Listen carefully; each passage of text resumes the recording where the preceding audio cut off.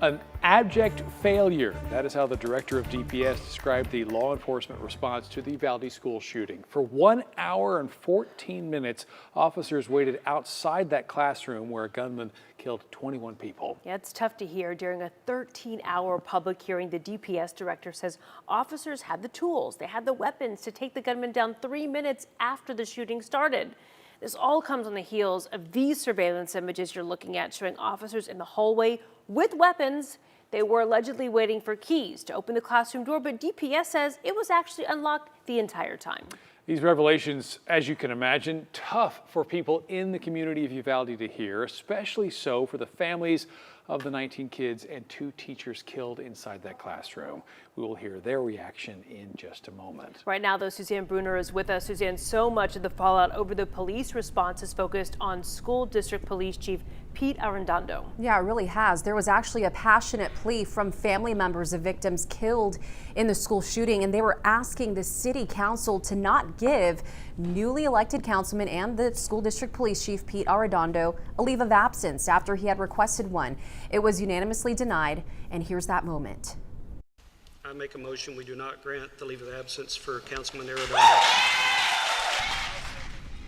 You can hear the cheers in that crowd. The council denying his request matters because if he misses more than 3 council meetings, the mayor and other council members can vote to remove him from his seat. They also talked about the state Senate hearing. So Mayor Don McLaughlin visibly frustrated, specifically with Texas DPS Director Steve McCraw, who testified about the failures police made once they arrived at Robb Elementary. So the mayor said McCraw seldom mentioned his own department when talking about failures, pointing out 14 troopers were actually in the hallway that day too. There's mistakes in this made all the way around.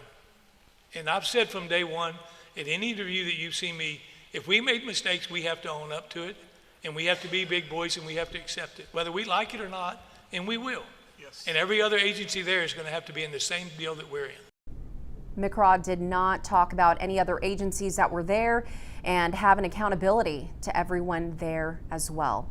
The mayor said the city was asked to remain silent as other departments investigate the shooting, but admitted the city has been in the dark all this time, getting no updates from the state, and even suggested, quote, maybe a new headline will be the city of Uvalde suing for information. Mark?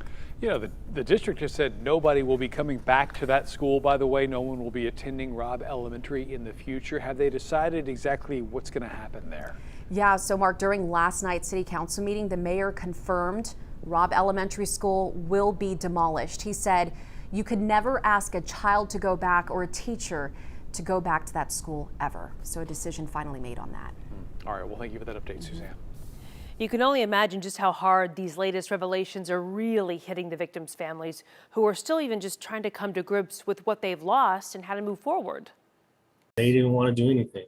They didn't want to do anything, and I just don't understand why that happened and how can you sworn to protect and you just hid behind a wall for 77 minutes.